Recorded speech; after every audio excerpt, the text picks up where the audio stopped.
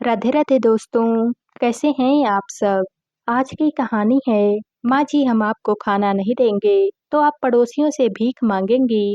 अभी 1 साल पहले ही सरोजनी जी के पति का स्वर्गवास हुआ था और पति के जाते ही सरोजनी जी के जीवन में काफी ज्यादा परिवर्तन हो चुका था, जो कि उन्होंने कभी सपने में भी नहीं सोचा था।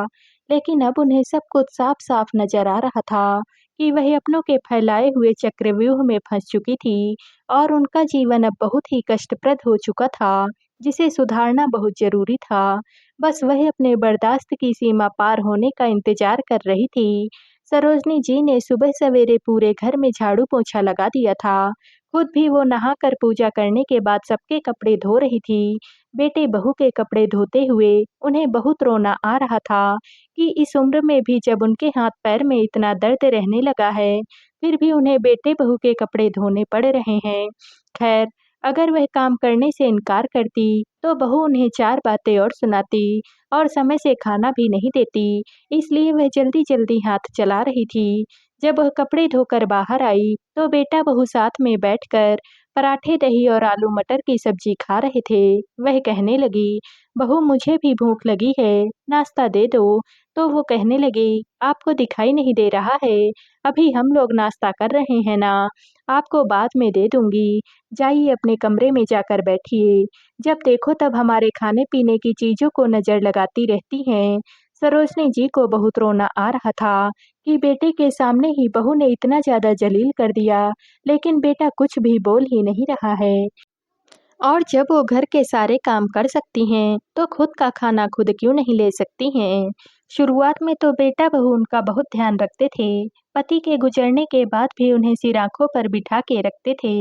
धीरे-धीरे बेटा उन्हें समझाने लगा कि माँ अब यह घर तुम्हें मेरे नाम पर कर देना चाहिए। वह हैरान रह गई थी और कहने लगी कि बेटा, यह घर तो अभी तक तुम्हारे पिताजी के नाम पर है। तो वो कहने लगा, माँ कल को कोई चाचा आकर हमसे हमारा घर न छीन ले, क्योंकि जमीन तो दादाजी ने खरीदी थी ना, इसलिए तुम्हें ये घर मेरे नाम पर कर देना चाहिए। आखिर इस घर का वारिस तो वैसे भी मैं ही हूँ ना। वह बेटे की चिकनी चुपड़ी बातों में आ गई और उन्होंने घर अपने बेटे के नाम पर कर दिया था। उसके बाद भी काफी दिनों तक सब कुछ ठीक था। फिर एक दिन बेटे ने समझाया, माँ पापा ने लाखों रुपए की एफडी तुम्हारे नाम पर करके रखी हुई है, क्या करोगी इतने पैसों का? वैसे भी एफडी में ज़्यादा इंटरेस्ट नहीं मिलता है, तो वह पैसे मुझे दे दो, मैं उन्हें शेयर मार्केट में लगा दूँगा। दिन दूनी रात चौगुनी बढ़ेंगे, बहुत अच्छा ब्याज मिलेगा उसमें। देखना 3-4 सालों में ही पैसे डबल हो जाएँगे। सरोजनी जी का बिल्कुल भी मन नहीं था अपनी सारी जमा पूँजी बेटे को देने का। क्योंकि वही उनके बुढ़ापे का सहारा था, लेकिन बेटे ने बुरी तरह से उनके ऊपर दबाव बनाना शुरू कर दिया था और उन्हें घर में कोई तकलीफ भी तो नहीं थी। तो आखिर उन्होंने बेटे पर भरोसा करके अपनी सारी की सारी जमा पूंजी अपने बेटे के नाम पर कर दी और बेटे ने वह पैसे अपने नाम पर शेयर मार्केट में लगा दिए, क्योंकि उसका कहना था, माँ अगर यह पैसे तुम्हारे नाम पर लगाऊंगा तो बार-बार तुम्हें साइन करना पड़ेगा, यहाँ-वहाँ पर दौड़-भाग भी करनी पड़ेगी, क्योंकि शेयर मार्केट में पैसा कमाने के लिए बार-बार मार्केट के हिसाब से पैसों को इधर से उधर ट्रांसफर भी करना पड़ता है। सरोजनी जी को शेयर मार्केट की उतनी ज़्यादा समझ भी नहीं थी कि आजकल तो ऑनलाइन का ज़माना है और कहीं कोई भाग-दौड़ नहीं करनी पड़ती है और उन्होंने सब कुछ अपने बेटे के नाम पर कर दिया था। अब उनके पास बचा था तो सिर्फ थोड़ी-सी पेंशन, उससे भी वह घर का बिजली का बिल, अपनी दवाइयाँ के खर्चे वगैरह यह सब कुछ निकाल लेती थी और उसके बाद में जो थोड़े बहुत पैसे उनके पास में बच जाते थे, उसे भी बहू रजनी किसी न किसी बहाने से हर महीने उनसे निकलवा ही लिया करती थी। देखा जाए तो अब वह पूरी तरह से खाली हो गई थी। बहू ने चिकनी-चुपड़ी बातें करके उनसे उनके एक-एक जेवर निकलवा लिए थे और अब वह अपने बेटे-बहू के किसी भी काम की नहीं बची थी। पूरी तरह से खाली हो जाने के बाद से ही बेटे-बहू का व्यवहार उनके प्रति अब बदलने लगा था। खैर, नाश्ता करने के थोड़ी देर के बाद ही बेटा ऑफिस चला गया और बहू भी सोफे पर बैठकर मोबाइल यूज करने लगी। वह उन्हें नाश्ते के लिए बोल नहीं रही थी, तो मजबूर होकर उन्होंने फिर से बाहर निकलकर बहू को नाश्ते के लिए कहा, तो वह कहने लगी कि अभी थोड़ी देर में आपको नाश्ता देती हूँ, मुझे एक ज़रूरी कॉल करना है। इतना कहकर वो अपने कमरे में चली गई। अब सरोजनी जी भूख से छटपटाती हुई इंतज़ार कर रही थी। देखते-देखते सुबह के 11 बज गए थे। जब उनसे रहा नहीं गया, तो वह अपने कमरे में से फिर से बाहर आ गई, तो उन्होंने देखा कि बहू मोबाइल में कोई मूवी देख रही थी। वह कहने लगी, "बहू, मेरा नाश्ता।" तो बहू बोली, "अरे हाँ, आपका पराठा किचन में कैसरोल में रखा हुआ है, जाकर खा लीजिए और उसके बाद सिंक में बर्तन पड़े हुए हैं, वह सारे बर्तन भी धो दीजिएगा।" वह रसोई में आई, उन्होंने कैसरोल खोल कर देखा, तो उसमें एक नमकीन पराठा रखा हुआ था। ना ही सब्जी बची थी और ना ही दही बचा हुआ था। उन्हें बहुत तेज गुस्सा आ गया। रसोई में सिंक में छोटी-छोटी ढेर सारी कटोरियाँ, गिलास, प्लेटें, कुकर, कढ़ाई, थाली, चम्मच वगैरह मिलकर करीब 40 से 45 बर्तन भरे हुए थे। सरोजनी जी सुबह के 11 बजे तक भूख से छटपटा रही थी और अब इतने सारे बर्तनों का ढेर देखकर उनका तो दिमाग फटने लगा। फिर एक-एक निवाले के लिए मजदूरों की तरह काम करवाने वाले बेटे बहू को सबक सिखाने के लिए सरोजनी जी ने अपने मन को मजबूत बनाया। वह बिना पराठा खाए ही रसोई से बाहर निकली और घर के बाहर जाने लगी। रजनी मोबाइल से सर उठाकर बोली, "अरे माँ जी, कहाँ जा रही हैं आप? सारे बर्तन साफ हो गए हैं क्या?" सरोजनी जी भी गुस्से में बोली, "बहू, मैं तुम्हारे एक नमकीन पराठे के बदले मैं 40 बर्तन नहीं मांजूंगी।" रजनी हैरानी से उठकर खड़ी हो गई और गुस्से में आंखें बड़ी करते हुए कहने लगी, "आप नहीं मांजेंगी तो और कौन मांजेगा? अभी तो एक पराठे की बात है, फिर शाम का खाना भी नहीं मिलेगा आपको, तब आप क्या करेंगी?" सरोजनी जी उसके सामने जोर से हाथ पटक कर हाथ जोड़ते हुए बोली कि अभी मेरे हाथ पैर सही सलामत चल रहे हैं, अपने खाने पीने का इंतजाम मैं खुद ही कर सकती हूँ, अब तुम्हें मेरे बारे में सोचने की कोई भी ज़रूरत नहीं है। इतना कहकर वह तेजी से घर के बाहर निकल गई। उन्हें बहुत जोरों से भूख लगी हुई थी। उन्हें जब और कुछ भी समझ में नहीं आया, तो वह पड़ोस के घर में गई और शर्म लिहाज त्याग कर कहने लगी कि मुझे कुछ खाने के लिए दे दो। रजनी दरवाजे पर खड़ी होकर देख रही थी कि सास कहाँ गई। उन्हें इस तरह से खाने के लिए पड़ोसी के घर पर गिड़गिड़ाते हुए देखकर वह दौड़कर उनके पास गई और उन्हें खींचकर पीछे करते हुए बोली, "यह आप क्या कर रही हैं माँ जी? समाज में अपने बेटे की नाक कटवा देना चाहती हैं क्या आप? कि आपका बेटा आपको भरपेट खाना भी नहीं दे सकता है, इसलिए आपको लोगों के घर में इस तरह से खाने के लिए भीख मांगनी पड़ रही है।" सरोजनी जी से जब रहा नहीं गया, उन्होंने खींचकर एक जोर का तमाचा अपनी बहू को मारते हुए कहा कि मैं भीख नहीं मांग रही हूँ, अपने पड़ोसियों से मदद मांग रही हूँ। मुसीबत में पड़ोसी ही काम आते हैं और तुम लोगों को तो मैं बाद में सबक सिखाऊंगी। अगर मैं अपनी भूख के बारे में सोच रही हूँ, तो तुम्हें ऐसा लग रहा है कि मैं तुम लोगों की नाक कटवा रही हूँ और जब तुम लोग सचमुच मुझे भूख से तड़पाते हो, तब तुम्हें बिल्कुल भी भय नहीं लगता कि किसी को यह सब कुछ पता चलेगा तो फिर क्या होगा? पड़ोसी अपने-अपने घरों से बाहर निकल आए थे और सब लोग खड़े होकर यह तमाशा देख रहे थे। रजनी अपना गाल सहलाते हुए घर के भीतर चली गई और उसने तुरंत से ही गिरीश को फ़ोन लगा दिया। गिरीश ने जब यह सब कुछ सुना कि माँ मोहल्ले में तमाशा कर रही हैं, तो वह तुरंत ही ऑफिस से छुट्टी लेकर घर पर आ गया। तब तक सरोजनी जी पड़ोस के आंगन में बैठकर खाना खा रही थी। गिरीश को बहुत तेज से गुस्सा आ रहा था। वह पड़ोसी के घर पर गया और कहने लगा, "माँ घर चलो, यह सब क्या तमाशा लगा रखा है तुमने? क्या तुम्हें घर में खाना नहीं मिलता है?" सरोजनी जी गुस्से में बोली कि नहीं, नहीं मिलता है मुझे खाना। बोलो, क्या कर लोगे तुम लोग? क्या तुम यह सुनिश्चित कर सकते हो कि घर में मुझे भरपेट खाना मिले? गिरीश पड़ोसी से कहने लगा, "माँ की दिमागी हालत आजकल कुछ ठीक नहीं रहती है, इसलिए यह बहकी-बहकी बातें कर रही हैं। आपने इन्हें इतनी देर तक अपने पास रखा, आपने बहुत अच्छा किया, वरना यह कहीं और भाग जाती, तो हम तो इन्हें ढूंढते ही रह जाते।" इतना कहकर वह माँ को पकड़कर वहाँ से लेकर जाने लगा।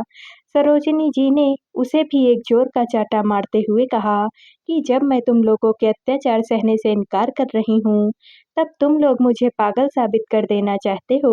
मेरे दिमाग को कुछ भी नहीं हुआ है। चाहे तो तुम लोग मेरा मेडिकल चेकअप करवा लो, और अगर तुम्हें यह लग रहा है कि मेरा दिमाग खराब हो गया है, तो मैं बताती हूँ कि जब एक माँ का दिमाग खराब होता है, तो वो क्या-क्या करके दिखाती है। एक बार फिर से हल्ला हो गया था, तो मोहल्ले के लोग उस आंगन में इकट्ठा हो गए थे। सब लोग गिरीश से कहने लगे कि तुम्हारी माँ जब इतने गुस्से में है, तो ज़रूर कोई कारण होगा। तुम अपनी पत्नी से पूछो ना, क्या वह इन्हें भरपेट खाना नहीं देती है? अब गिरीश क्या ही बोलता, उसकी आँखों के सामने ही तो सब कुछ हो रहा था। उसने अपना गला साफ करते हुए एक बार फिर से लोगों को समझाने की कोशिश करते हुए कहा कि आप लोग मेरा यकीन करिए, माँ को हमारे यहाँ पर कोई भी दिक्कत नहीं है। माँ आजकल भूल जाती हैं कि उन्होंने कब क्या खाया है। शायद इसीलिए इन्हें ऐसा लग रहा होगा। अपनी माँ का ध्यान रखना मैं जानता हूँ, आप लोग चिंता मत करिए। लेकिन गिरीश के पड़ोसियों ने बोला, ज़्यादा होशियारी मत दिखाओ। सालों से हम सब पड़ोसी हैं और एक दूसरे को बहुत अच्छे से जानते भी हैं, और सरोजनी जी पूरी तरह से स्वस्थ हैं, यह हम भी जानते हैं। और तुम दोनों उनके बेटे-बहू उनके साथ कैसा व्यवहार करते हो, ऐसा नहीं है कि पड़ोसियों से कुछ भी छुपा हुआ है। सबके घर आस-पास ही हैं और तुम लोगों की हरकतें सबकी नज़रों में हैं। बेचारी दिन भर इस बुढ़ापे में कभी छत पर कपड़े सुखाती है, तो कभी उन्हें उठाने आती है, कभी झाड़ू-पोंछा लगा रही होती है, तो कभी तुम्हारे बच्चों को लेने के लिए स्कूल जाती है। यह सब तो वह काम है जो हमें बाहर से दिखाई पड़ता है। घर के अंदर से तुम क्या-क्या करवाते होगे, वह अंदाज़ा भी है हमें। सारे काम तो हमने सरोजिनी जी को करते ही देखे हैं, ना कि रजनी को। तो ज़्यादा होशियारी तो हमसे दिखाना ही मत, और ऊपर से इतनी हिम्मत कि अपनी माँ को एक-एक रोटी के लिए तरसा रहे हो, उस माँ को जो कि किसी भी तरह से तुम्हारे ऊपर आश्रित नहीं है। यह घर उनका ही है, पेंशन भी आती होगी उनकी, उसके बाद भी अगर वह ऐसी शिकायत कर रही हैं, तो गलत तो नहीं बोल रही होंगी। पिता के गुज़र जाने के बाद माँ को नौकर बनाकर रख दिया है तुम लोगों ने। अरे शर्म नहीं आती है तुम लोगों को? और ऊपर से माँ को खाना देने में भी तुम्हें ज़ोर आता है। इतने नीच और घटिया हो तुम दोनों। तब तक सरोजनी जी के पति के साथ काम करने वाले केशव जी अपने बेटे को लेकर आए, जो कि शहर का जाना-माना वकील था, जिसे कि सरोजनी जी ने ही बुलाया था। वकील को देखते ही गिरीश का दिमाग घूम गया। उधर रजनी भी छत पर से खड़ी होकर सारा दृश्य देख रही थी। वकील को देखते ही उसके चेहरे पर भी हवाइयाँ उड़ने लगी। वकील ने सारी बात सुनने के बाद गिरीश से कहा कि आप सीधे-सीधे अपनी माँ को उनका घर वापस उनके नाम पर कर दीजिए, वरना हम लोग आप पर केस करेंगे, और तब आपको जेल भी हो सकती है, क्योंकि आपने अपनी माँ को बहुत ज़्यादा प्रताड़ित किया है और झूठ बोलकर धोखे से घर अपने नाम पर करवाया है, और साथ ही साथ झूठ बोलकर और धोखे से उनकी सारी जमा पूंजी भी हड़प ली है। गिरीश के हाथ-पैर अब फूलने लगे थे। वह कहाँ कोर्ट कचहरी के चक्कर में पड़ता। वह झट से माँ के पैरों में गिर पड़ा और रोते हुए कहने लगा, माँ मुझे माफ़ कर दो, माँ मुझे माफ़ कर दो। आगे से मैं आपका पूरा ध्यान रखूँगा। मुझसे गलती हो गई है माँ। यह घर तो आपका ही है ना। आप पूरे अधिकार के साथ रहो ना इस घर में। बेकार में कागज़ी कार्यवाही करने की क्या ही ज़रूरत है। लेकिन सरोजनी जी ने इतने दिनों से जो कुछ भी कष्ट झेला था, उसके बाद अब उन्हें अपने बेटे पर यकीन नहीं हो रहा था।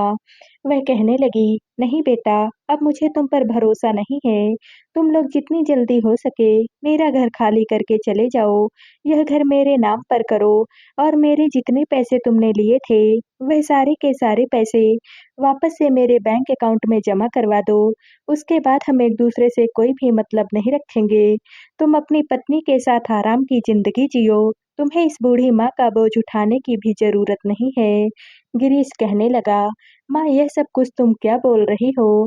अगर तुम्हें मुझ पर भरोसा नहीं है, तो मैं घर और पैसा वापस तुम्हारे नाम पर कर देता हूँ। लेकिन मुझे घर से निकालने की क्या ज़रूरत है? आखिर मैं तो तुम्हारा ही बेटा हूँ ना, तो तुम्हारे बाद तो यह घर मेरा ही होगा ना। सरोजनी जी व्यंग्य से बोली, अगर तुझे इतनी ही बुद्धि थी, तो तूने इतनी जल्दबाजी क्यों दिखाई? तेरे कहने पर मैंने घर तेरे नाम पर कर भी दिया था ना, लेकिन उसके बाद तूने मेरी क्या दुर्दशा की। मैं यह घर तो नहीं खा रही थी ना, मुझे तीनों टाइम भरपेट खाना तक नहीं मिलता था। मेरी लाखों के घर को हड़प कर, मेरे लाखों रुपए और जेवर को हड़प कर, तुम लोगों ने मुझे दाने-दाने तक के लिए तरसा दिया था और साथ ही साथ अपने घर का नौकर भी बना दिया। एक-एक निवाले के बदले तुमने मुझसे कितना सारा काम करवाया, तो अब मैं तुम लोगों को अपने साथ में नहीं रखना चाहती हूँ। तभी उनकी बहू भी वहाँ पर पहुँच गई और उन्हें समझाते हुए कहने लगी, माँ जी, बात केवल घर की या रुपए पैसे की नहीं है। बुढ़ापे में आपको किसी न किसी की ज़रूरत तो पड़ेगी ही ना। अगर आज ही आपको चक्कर आ जाए और आप गिर पड़े, तो फिर आपका ध्यान कौन रखेगा? सरोजनी जी हाथ जोड़ते हुए बोली, बहू तुम तो मेरा ध्यान रखने की बात मत ही करो। तुम जैसा ध्यान रख रही हो ना, उससे अच्छा तो कोई ध्यान रखे ही नहीं। अब रजनी ने नीचता की सारी हदें पार करते हुए बोला, सोच लो मम्मी जी, मरोगी तो अंतिम क्रिया हम लोग ही करेंगे, वरना कोई पड़ोसी या पापा जी के दोस्त का वकील या बेटा पूछने वाला भी नहीं है।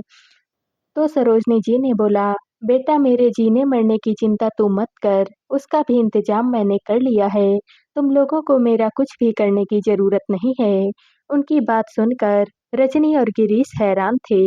सरोजनी जी ने आगे बोला, मैंने एक एनजीओ में बात कर ली है, उनका काम ही है मेरे जैसे बेसहारा लोगों का अंतिम समय में ख्याल रखना, और जिनका कोई नहीं होता ना, उनका अंतिम संस्कार भी वही लोग करते हैं। तो मेरी तरफ से आज से तुम लोग स्वतंत्र हो। जब मुझे ऐसा लगेगा ना कि अब शायद मैं इस दुनिया से चली जाऊंगी, तो मैं खुद ही अपने अंतिम संस्कार का इंतजाम करके जाऊंगी और अपने सारे पैसे और यह घर भी ऐसे ही किसी संस्था के नाम पर करके जाऊंगी, ताकि मेरी जैसे बेसहारा लोगों को कुछ सहारा मिल सके। तुम लोगों को यहाँ आने की भी कभी जरूरत नहीं पड़ेगी। फिलहाल तो जल्दी से जल्दी मेरे घर से बाहर निकल जाओ। आखिरकार सरोजनी जी अपनी जिद पर अड़ी रही, तो रजनी और गिरीश को वह घर उन्हें वापस करना पड़ा और घर छोड़कर भी जाना पड़ा। गिरीश को बड़ा दुख हो रहा था आज कि अब घर भी हाथ से गया और सारे पैसे भी चले गए। संपत्ति के नाम पर उसके पास फिलहाल अब कुछ भी नहीं बचा था। अब उसे अपनी मेहनत के बल पर ही अपनी जिंदगी चलानी थी। अब आए दिन पति पत्नी दोनों में झगड़े होते रहते थे। उनकी जिंदगी का सुख चैन अलविदा हो गया था, क्योंकि अब उन्हें फिर से शून्य से शुरुआत करनी थी। किराए के मकान में किराया तो ज़्यादा था ही, इसके साथ ही साथ बिजली का बिल, पानी का बिल अलग से आता था। खर्च और भी ज़्यादा बढ़ चुके थे और महंगाई भी इतनी ज़्यादा थी कि गिरीश की सैलरी में पूरा घर आराम से नहीं चल पाता था। तो अब रुपए पैसे को लेकर हमेशा घर में तनाव बना रहता था। दोनों को ही अफ़सोस होता था कि माँ के साथ रहते हुए उन लोगों के जीवन में कभी भी कोई भी कमी नहीं थी। लेकिन उन लोगों ने अपनी माँ को जिस तरह से तरसाया था, तो अब उन्हें भी इस बात की सज़ा भुगतनी पड़ रही थी। उधर सरोजनी जी ने घर में मौजूद 2 एक्स्ट्रा फ्लोर किराए पर चढ़ा दिए थे। एक फ्लोर में वह आराम से रहती थी। किराएदार भी बहुत अच्छे लोग थे, तो बुरे वक़्त में उनकी मदद भी कर दिया करते थे। साथ ही साथ पूरा मोहल्ला भी उनकी मदद करने के लिए तैयार खड़ा रहता था। बाजार से कुछ भी सामान लाना हो या फिर दवाई लानी हो, उन्हें अस्पताल ले जाना हो, तो कोई ना कोई तो उनकी मदद कर ही देता था। खैर, परिवार के बिना किसे अच्छा लगता है, लेकिन जब परिवार ही इतना स्वार्थी हो कि 2 वक़्त के खाने के लिए भी तरसा कर रख दे, तो इससे बेहतर तो परिवार के बिना रहना ही होता है। सरोजनी जी ने अपने बेटे बहू को कभी ना माफ़ करने की सोच ली थी, क्योंकि उन्हें भी पता था, अगर वह उन्हें माफ़ करके दोबारा से उन पर विश्वास करेगी, तो फिर से उनके साथ वही सब कुछ होगा, जिसे वह पहले झेल चुकी हैं, क्योंकि वह बहुत अच्छे से समझ चुकी थी कि जिस बेटे को अपनी कोख से जन्म दिया, जब वह उनके साथ इतना गलत कर सकता है, तो वह भावुक होकर उसके ऊपर दोबारा से विश्वास नहीं कर सकती हैं। तो दोस्तों, आप सबको यह कहानी कैसी लगी? कमेंट करके ज़रूर बताइएगा और वीडियो को लाइक व शेयर कीजिएगा। दोस्तों, अगर आप इस चैनल पर नए हैं और अब तक आपने हमारे चैनल को सब्सक्राइब नहीं किया है, तो प्लीज़ और कहानियों से जुड़ने के लिए हमारे चैनल को सब्सक्राइब कर लीजिएगा और वीडियो को हाइप भी कर दीजिएगा। कल मिलते हैं एक और नई कहानी के साथ। आप सभी का बहुत-बहुत धन्यवाद।